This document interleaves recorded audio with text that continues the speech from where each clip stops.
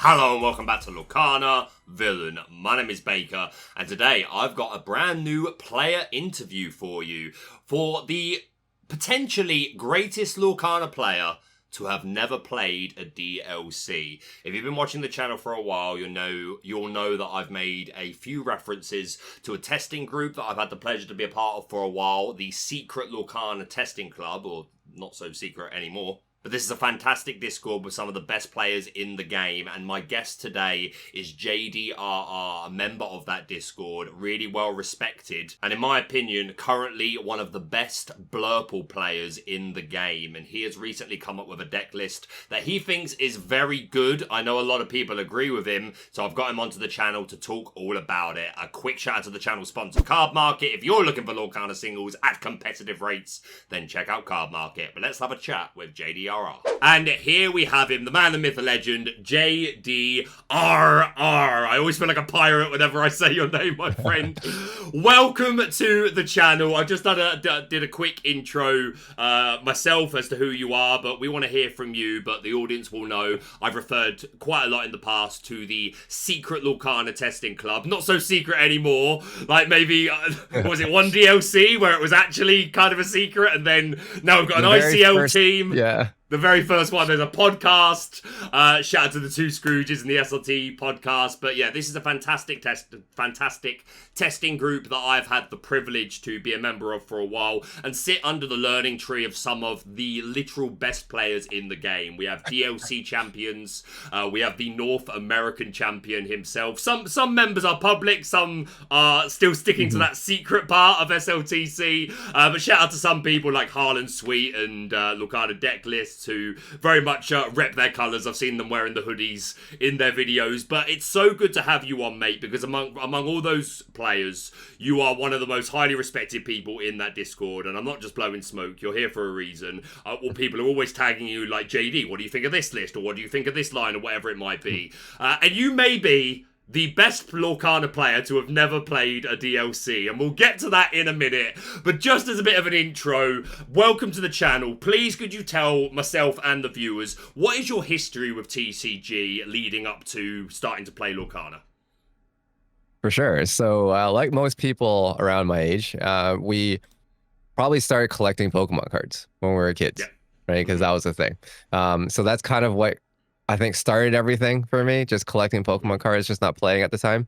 But I didn't start actually playing TCGs until Yu-Gi-Oh came out, because the anime was about dueling, right? So, right. So why are we collecting the cards without playing, right? So that's where I think I started to actually play the game and started to learn how to play card games. And so that's like over 20 years ago now, when that all started. Right. And so throughout basically from like the early 2000s, I think that's when Yu-Gi-Oh came over to the West. Until about 2021, 2022, I was playing Yu-Gi-Oh on and off. Okay. Well, yeah. So it's like quite some time, right? It's like, but it's like almost 20 years.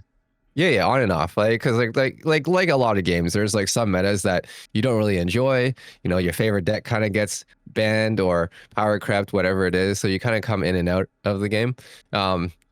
But just always playing, right? Always playing. And a lot of what, and then, so then after that, that's when I got into Pokemon, because I was like, well, I don't really want to play Yu-Gi-Oh anymore. But I've never actually played Pokemon before. Because when we were kids, we didn't play it. Yeah, just collected it. So yeah. Because like back then, I just want to collect, Blastoise, Charizard, Mewtwo, things like that, right? Just want to collect the cool cards. Yeah, so I got into playing that. And in terms of like competitively, a lot of like when we were younger, for Yu-Gi-Oh especially, it's like we didn't have the money to buy the meta cards.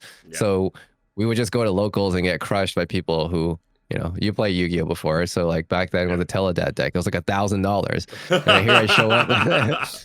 Or even just like, I remember a time, like I remember the days of Yu-Gi-Oh where like 1800 was like the prime beat stick on a 4-cost character, and then they revealed and released in the tournament packs Mechanical Chaser, which was 1850, and that was an absolute game changer. And if you had a play set, because these were so rare, the Mechanical Chasers, you could only only get them from tournament packs, and even in those Yeah. they were rare. So if you had the money, you could essentially pay to win just because you had the bigger beat stick.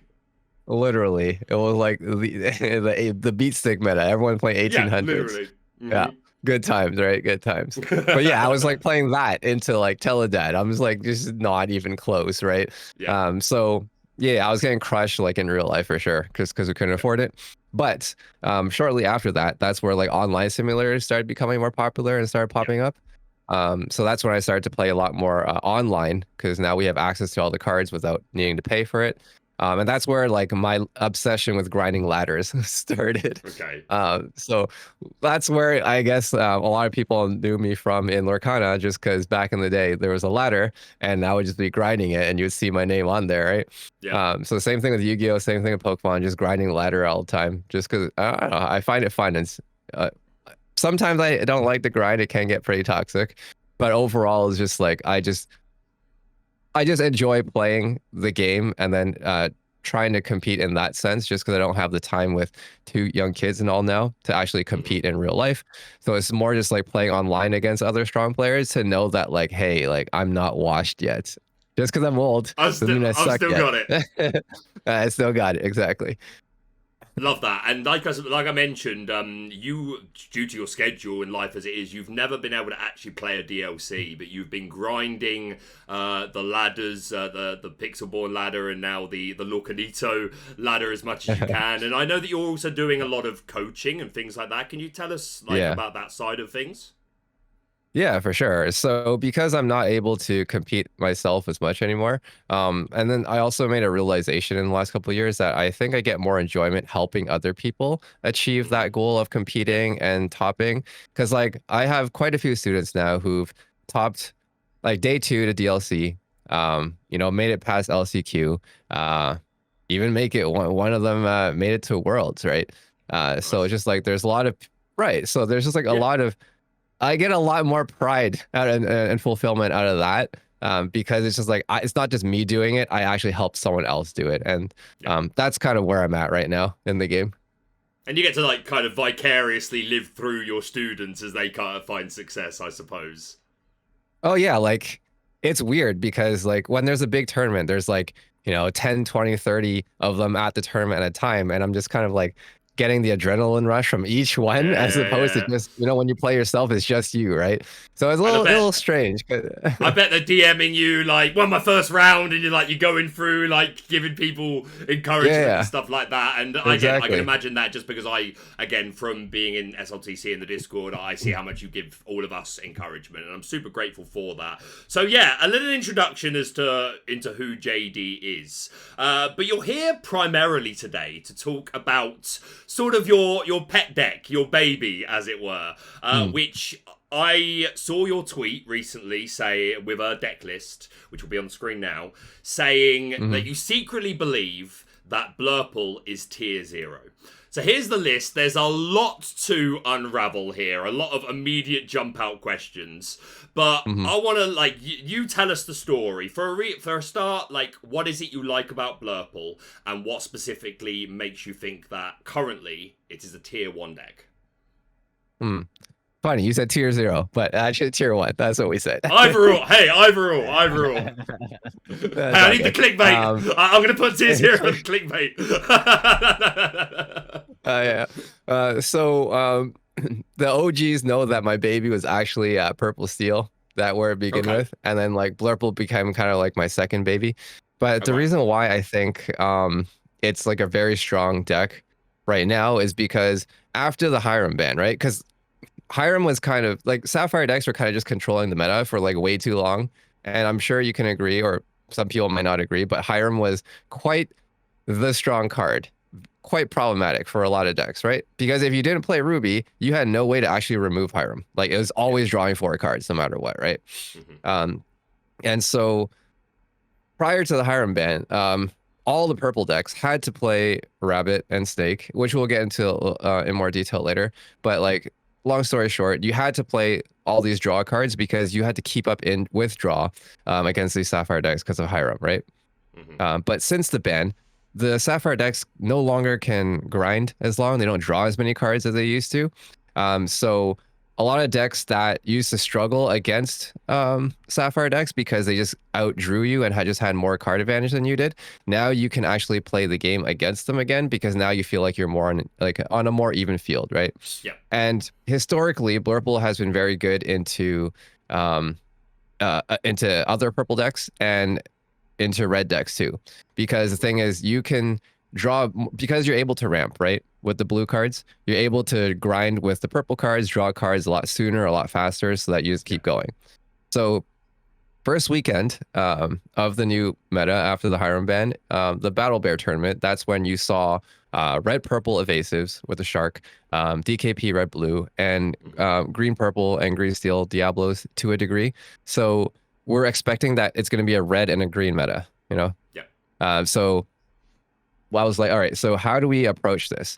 The best answer to Shark is actually Hades, right? Because 7-cost Hades, you just drop Hades, a 3/6, you banish it, quest for 2. Like, it becomes a threat, right? Zeus is also a very good answer, but you don't get to put a 3/6 body that quests for 2 on the board, right? If you Zeus the Shark. So that was the best answer to Shark. So I was like, all right, well, it has to be a blue deck to tackle this. And then there were other evasives and I was like, what do we need to pair with blue so that we actually have a draw engine? So then playing Blurple all the time, I was like, well, we're gonna play Blurple because historically, like, this is the best meta when it's a red draw decks. engine.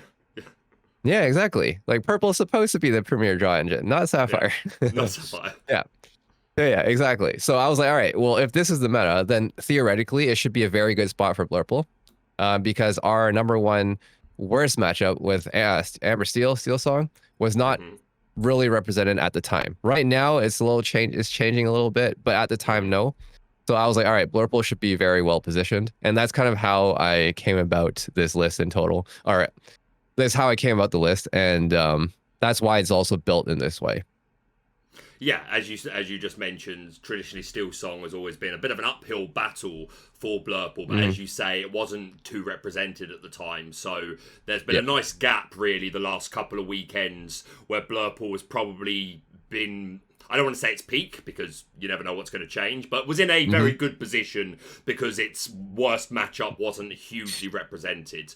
But the last weekend or two, the Blurple decks are starting to show up in these top cut lists. You've released your tweet. I know North American champion Ed has talked about it now, and I think I saw today he's released something on his Metafy, and I know you have a Metafy as well, which we'll get to towards the end. But the cat is starting to get out of the bag a little bit, especially if I get this video up before I leave for the weekend. So if you're walking into a heavy Steel Song meta, would you recommend picking up this deck? If you know you're walking into a lot of Steel Song. I would probably recommend against it if it's very heavy Steel Song, just because, like you said, it is a very uphill battle. It is I would argue it's the only unfavorable matchup. And when I say unfavorable, it's unfavorable. Right? So if that is the meta, like, I would suggest probably something else. But if your meta is anything else, literally anything else, like, go for it. And there's even something to be said, right, for the idea of just trying to build your deck in a way where you have these polarizing matchups, so that, like, if, like you just say, if you do run this and you are able to dodge the Steel Song or dodge Steel Song 7 out of 9 rounds, then this is going to give you really good odds to beat everything else. Like, it takes him back to, again, we talk about Ed a lot, but he's a North American champion, so he's a good person to draw from. Went into North American championships with that heavy Tremaine and heavy library list, specifically built to beat the predicted meta of Ruby Sapphire. As it turned out, he didn't hit many of them on his Swiss run, but still made it, which is a credit to the player he is. But the point being, like, there is something to be said for just giving yourself this, okay, I'm going to win these matchups, and hey, if I get bad pairings, then that's the way it is. That being said, though, I want to start with the worst case before we move into, like, all the other best case scenarios. If you are playing this list and you see your round 1 pairings, you know the player, they're on Steel Song, you drove there together, you know they're on Steel Song. Can you talk us through some lines and some, like, tactics you might want to employ with this deck to beat the Steel Song deck? If you're in the chair, it's too late to change. Right. How would you go around piloting it to give you that best case, to put yourself in the best position? Okay, so on the play, I think you'll be fine on the play unless they completely high roll you. Otherwise, I think it's very winnable on the play. However, on the draw is where it's the bigger issue. Because it's very hard to break parity on the draw against Steel Song because they're playing to the board first before you are, right? Yeah. Because traditionally for Amethyst purple decks, you would skip turn 1 if they open turn 1 Cindy, and you would play 2 1-drops, right? Into a turn 3 Crab or Fox, right? Ideally, that's the play. But as you can see, there's no 1-drops in the deck. You can't really do that right now. So really, what you're looking for is Popsicle Bell, turn 1. Yeah. All right, that would probably be the best opener. Yep. Well, like you look at Popsicle Bell, like I was just gonna say, how aggressively would you mulligan for that? Like, if you're against Steel Song, like, are you throwing everything to get this to give yourself the best chance? Oh yeah, I'm throwing everything but my ramp card, my 2-cost ramp against Steel Song, to look for it, right? Because the odds is like 43% to see it. It's like the same as like Steel Song seeing a shift line. If you ever play Steel Song, right? 8 cards. Modestly. Yeah, exactly. Like you see it about half the time, right? So I would mulligan really hard for that, right? And then ideally you find a Fox or a Genie or something to ramp into, because it's like your biggest body. Because the biggest issue with Steel Song is surviving turn 1 to 4. If you can get past that part and you're not too far behind on the board, you'll be in an okay position, right? But if you fall really far behind before then, it's going to be almost impossible to come back just because there's no board wipes in this deck. So going back to what we said earlier about playing 2 1-drops, well, the reason why we didn't do that with Amethyst decks is because they just storm it and they draw a card for free, right? And you can't punish it. But if you play 2 1-drops, they storm 1, you can Crab and hit, or Fox and hit the Cindy after it sings. And what people underestimate is that Let the Storm Rage On's uninkable. It's stuck in their hand. They're on the play. They only start with 7 cards. They ink something. They play Cindy. They're actually down to 5 cards, right? And because most of the Steel Song decks, they run like 16 uninkables, the odds of them actually having a pretty bricked hand is quite high. So if you don't play anything for them to hit with a song, or you don't let them cycle through their deck or filter through their deck with Let the Storm Rage On, they're really hurting for ink, right? They would have to ink something good. So with that in mind, if you don't open Popsicle Bell, you could just Popsicle turn 1, sail on turn 2, don't play anything. Turn 3, you could play like McDuck Manor or Genie, because Genie's only Zeus or Strength at the time. If they have 4 characters, can remove it. And then going into turn 4 with 5 ink, you would go Tipo, Ramp, and then Fox your Tipo back so that you can actually hit something. Right? Because if you put the Genie out or the McDuck Manor out, you kind of force them to actually react to something, right? Then that sets up the Tipo Fox play. But then after the Tipo Fox play, you're at 7 ink. Then you can Hades. You start hitting, slamming your Hades. At 8 ink, you can start going like Elsa and Fox, Elsa and Crab, and start trading down the board and start fighting back that way. So ideally, like that's the way I would approach it. And you just need to get it's to that still point like very, you got to get there and not be like down 10 lore and they wield you with like 10 characters on the board. Yeah, of course. Like if Steel Song gets its high roll and it's got the Zeus for the Genie and then it's got the wheel plus play a bunch of stuff, of course it's hard because we have no board clear. We don't have the luxury of things like be prepared. But there are still tools here that can help you control. Again, you have the Hades for flat removal, our Foxes and our Crabs, Elsas to ping things down. So if you can survive the early storm, pun entirely intended, then it can still be a winning match. But everything else, Ruby, like any of the other red decks, like how's Emerald Steel? How's discard for this? I think we're actually slightly favored now into it, just because of the way that we've built the deck.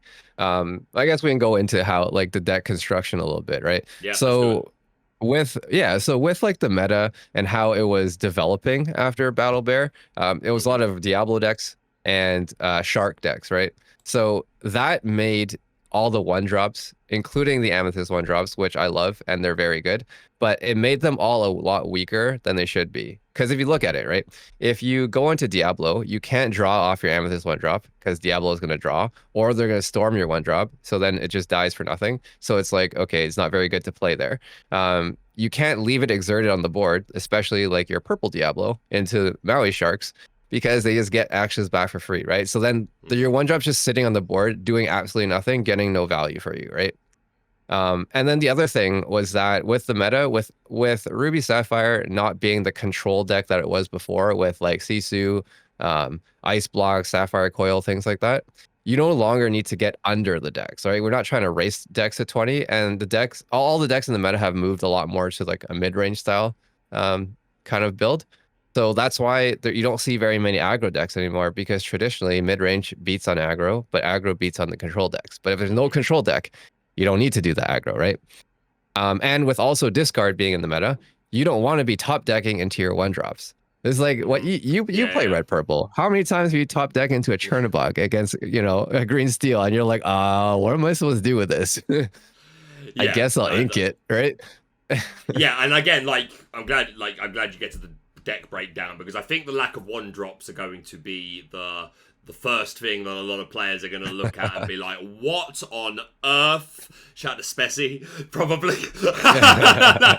but like, fair enough, because as you say, these one drops are so good, to the point where like we've been playing like 12, between 10 and 12 for a while now. But I like your thought trail about like how, again, they can be super bad tops. There's no good point to play them against some decks. So yeah, I like it. And there's a few other really interesting cards that you've got here that I certainly want you to talk about. This Iago, for one, has been growing in popularity in the Ruby Amethyst decks, the evasive ones with Shark, taking advantage of the Peter Pan Shadow. You obviously don't have that, but you're still playing this Iago, which probably is a little slow, but that 4/6 body. Tell me about Iago and what he brings. Yeah. One last thing I have about the one drops is that I never thought I would see the day I don't play a one drop in a purple deck. I never thought this day would happen, but here we are, right? Yeah. But it just goes to show, like, we got to keep an open mind when we're deck building as the meta changes, right? To not be stuck in our ways, because you can discover new things if you're just willing to break the mold and try new things.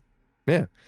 But anyways, going on to this Iago thing. So that was the other thing that rose in popularity, the red-purple evasives with Peter Pan Shadowfinder into Iago. And I think like that package in green-purple and red-purple really suppressed the Diablo decks in general, because now you got Peter Pan Shadowfinder, you got Iago, you got Genie, you got Elsa. Like, that's a lot of evasive hate. Right, for the Diablo. So it's just like the green player could never really play Diablo safely or even exert it safely because of all these potential things, right? So then most decks have been pairing Peter Pan with Iago so they can rush Iago in, because Iago is such a big body. It's 4/6. It can attack basically anything and not die except Maui's, basically, really, right? But yeah, so then who would have thought that Iago would be like a meta-defining card when the set was released? Right. So he is the new other bird. Thought was like, he is the new supreme bird. Exactly. So if all these purple decks were playing this evasive battle with Peter Pan, Iago, Genie, Elsa, things like that, I was like, well, Blurple technically does it better. So they rely on playing Peter Pan to rush the Iago on turn 4. But in Blurple, you ramp on turn 2, you just go to Iago on turn 3. So you play your evasive before they play their evasive. So you automatically win the evasive war, kind of like in set 6. They always Genie before you play your Genie, and you're like, oh, that kind of sucks.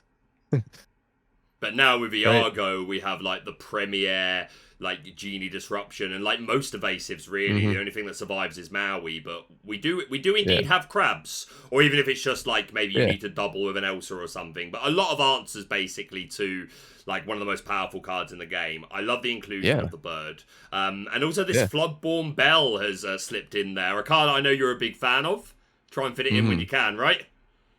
Well, ever since this card was released in set 4, I believe it was. And I think that was the first time.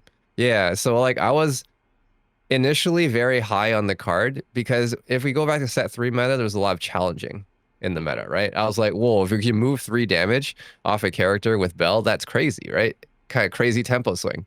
But then, that was the Diablo meta, Bucky meta.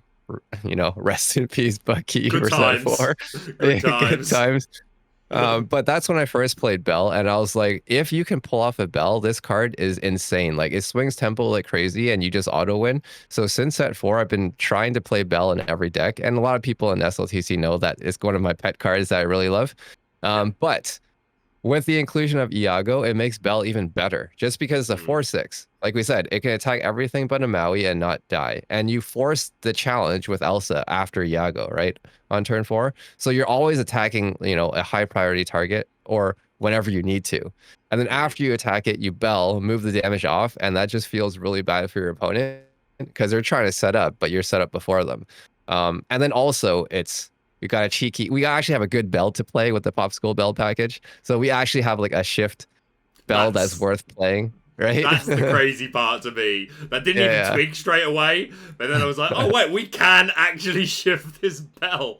So that's pretty cool. And I imagine that can come up as well. Again, as long as you get the turn 1 Bell, or even any point in the game, right? If you draw a Bell, if there's a Popsicle on board, then it's live because we're not getting rid of the Popsicles for Flavishams or anything like that. Yeah. So I love that. Exactly. Another card I want to talk about is one of my favourites to see in here. A bit of an old school legend, the Gaston Intellectual Powerhouse.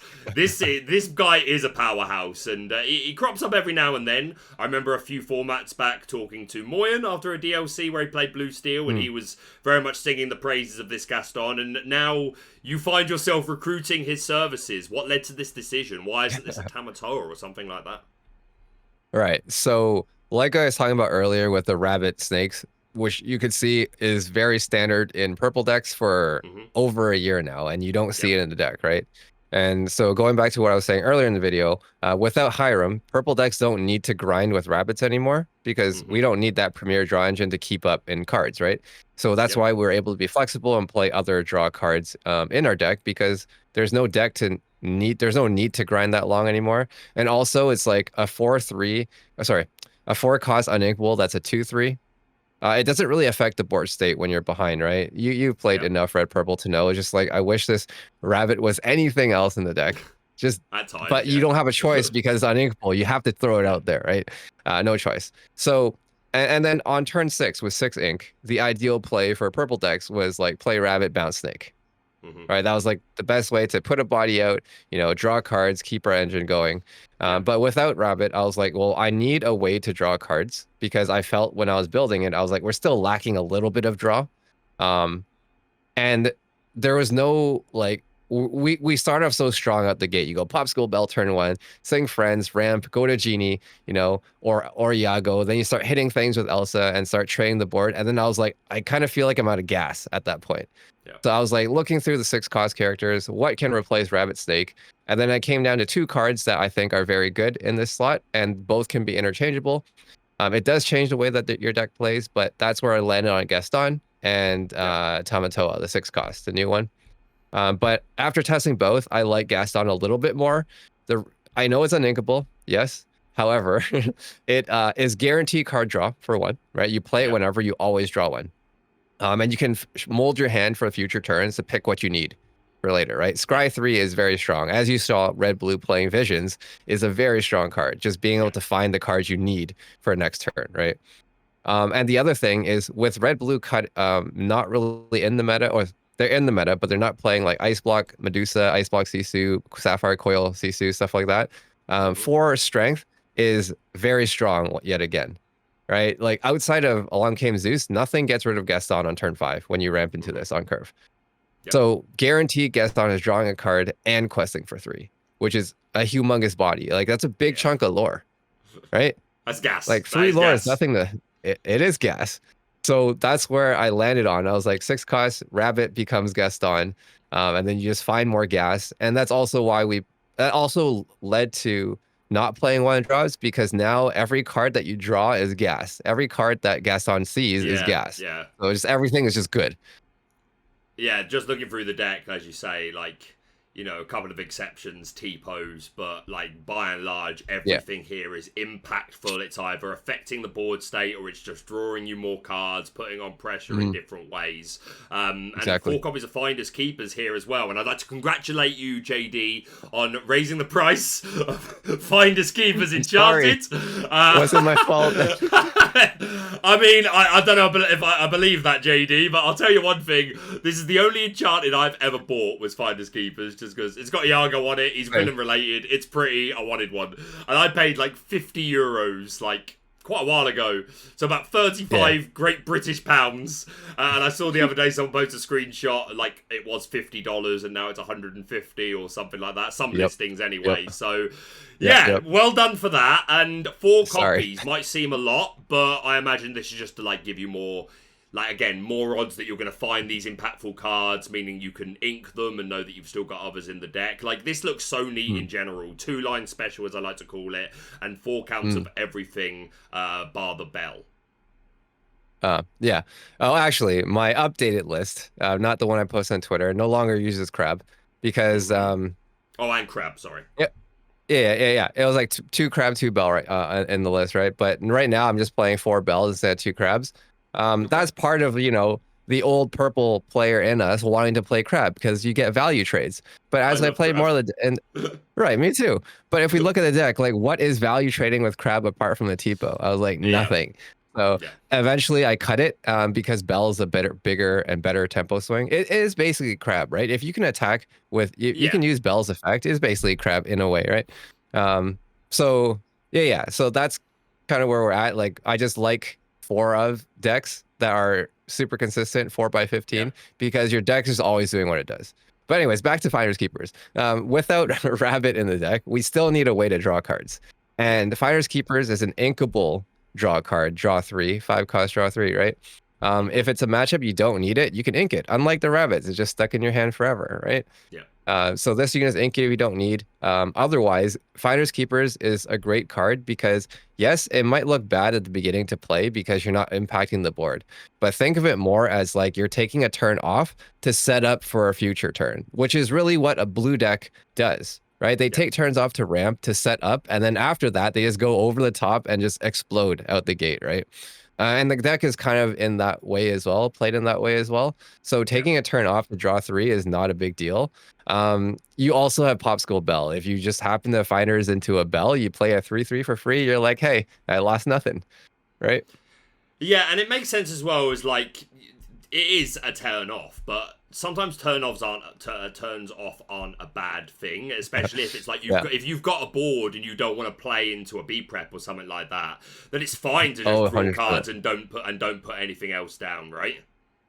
Yeah, you made a good point there because a lot of people they're like, oh, I forced the B prep, and then they played 2 manners on me again after the B prep, and I couldn't remove the manner. I was like, well, maybe you shouldn't have forced the B prep if you don't have an answer to the manner after. So then Finders is a great turn. So I was like, I don't want to play in the B prep. I don't want to overcommit to the board and overextend. So play Finders, quest or don't quest, and pass.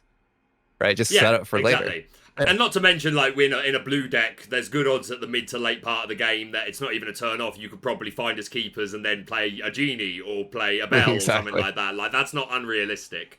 That being said, though, flex spots. I am someone watching the video right now, and I'm loving what I'm seeing. But I can't let go of my Diablos. I love my 1-drop Diablos. Maybe I want to play a big Elsa, the Spirit of Winter, because like I like her. She's cool. She quests for 3, JD, and she shifts onto this Elsa. Now, whether or not you agree with those decisions, if people do want to make flex, like change things out, what do you think are the flex spots? Right.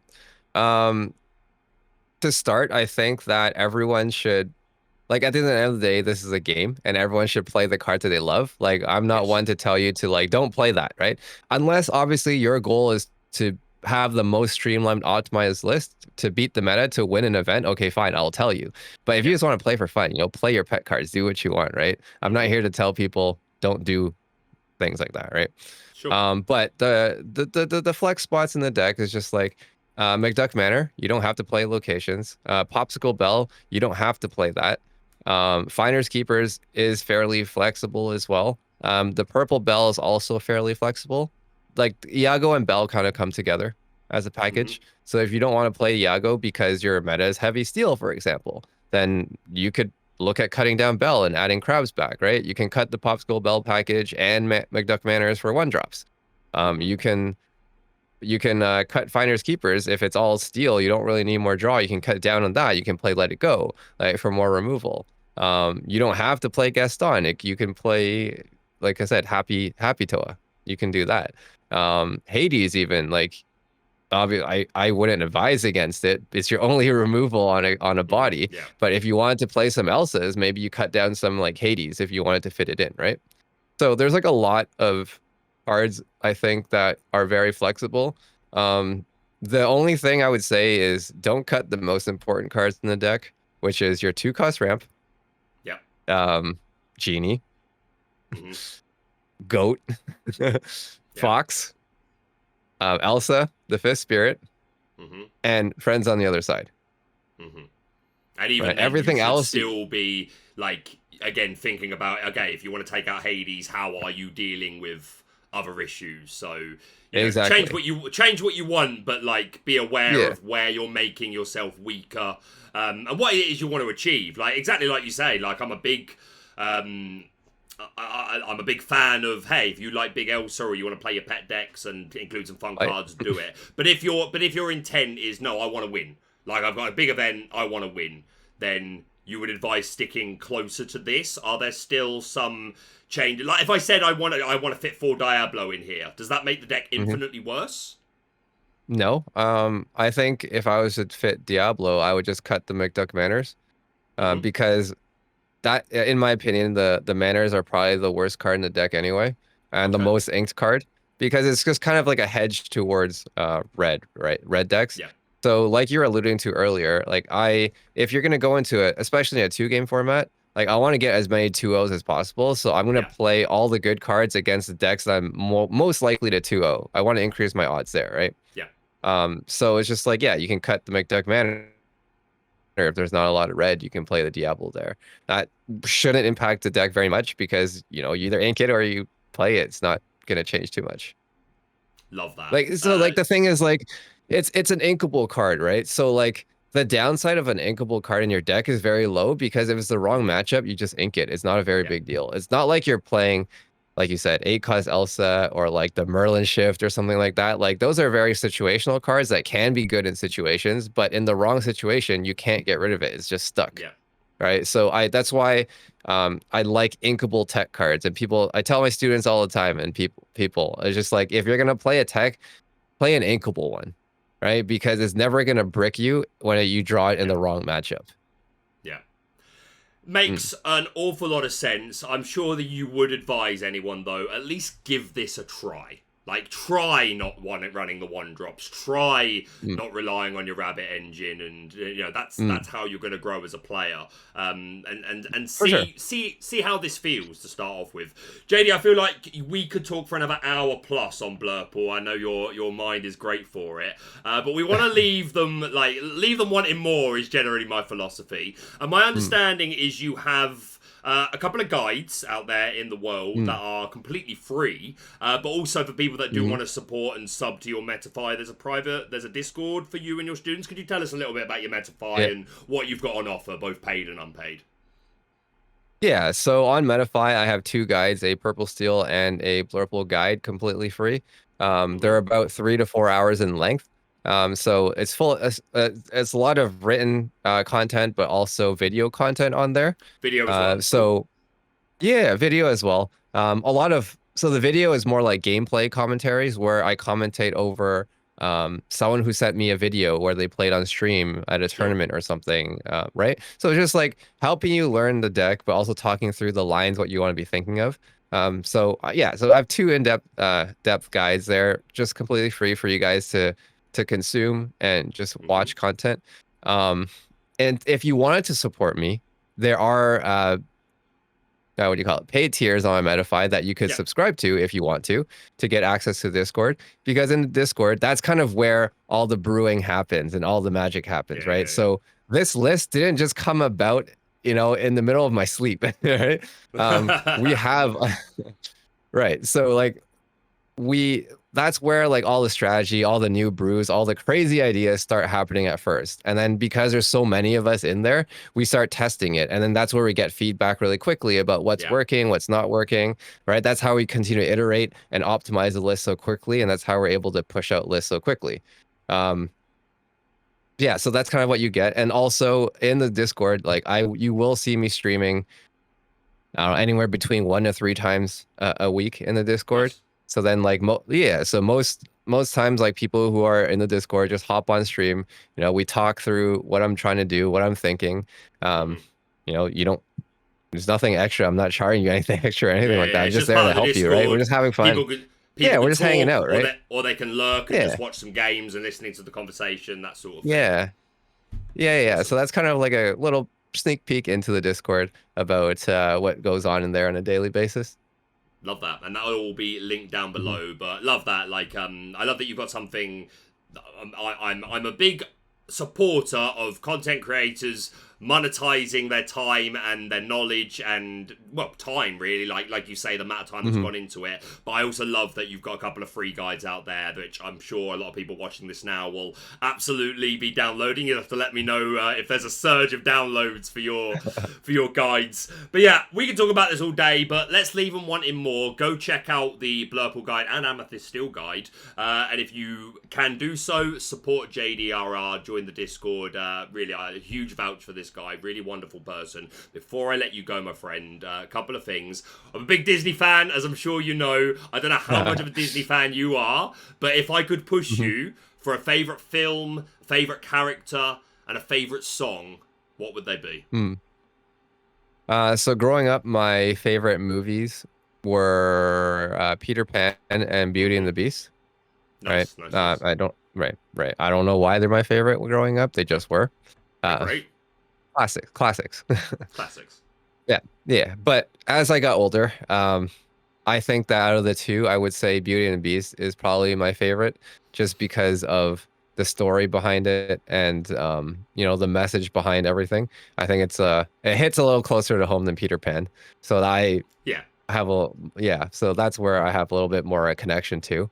In terms of favorite characters, it would definitely be probably Belle or Rapunzel. Nice. They're just, I find them to be very unique and very interesting, fun characters to begin with. I think they're both a little quirky. I think that's why I like them. And a song, what would it be for you? Song, definitely Whole New World.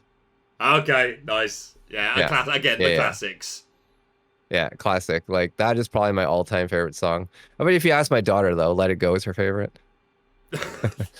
That's all of their favorites, right? Yeah, for sure. All daughters love Frozen and Let It Go. Fantastic set of choices. JD, thanks so much for taking the time to come on and do this. I'm very grateful for your time. Before I let you go, any shout outs, any thank yous, any plugs, any messages that you'd like to send out into the world?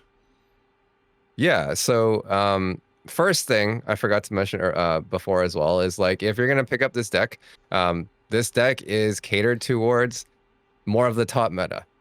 So disclaimer, if your locals has a lot of other decks, consider the additions of one drops like I talked about earlier to fit into the deck to kind of counter that, right?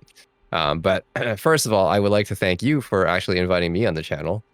Because none of this would be possible if you didn't reach out to me the other day in SLTC and be like, hey, you want to be on the channel? So really appreciate you using your platform, and because it also helps me out a lot too, right? So I really appreciate you and your time as well. I would also like to shout out SLTC Discord and also the Flower Farm Discord. Because without their support and without their help, this also wouldn't be possible. Because what people don't know is that we had close to 100 people testing and optimizing this list at a time, or at the same time, which is how, like, I think it was like 4 days, we're able to come to like a really streamlined list already. So shout out to everyone in SLTC who helped, and everyone in Flower Farm that also helped. Wouldn't have been able to do this without you. And there we have it. An absolute pleasure to have JD on the channel. The link to his Metafy will be down below. Again, he has a completely free guide for both Blurple and Amethyst Steel. And if you can afford to support, then there is a Discord where you can join JDRR for brewing. Apologies that the camera got a little bit glitchy. I have no idea why, but I don't have time to deal with it now. I leave for Germany in literally 2 hours. There'll be a video coming out midnight UK time on the 25th. And then I'll be right back to content when I get back on Monday. But do please wish me luck. If you've enjoyed this video, hit the like button to show your support. And we'll see you soon.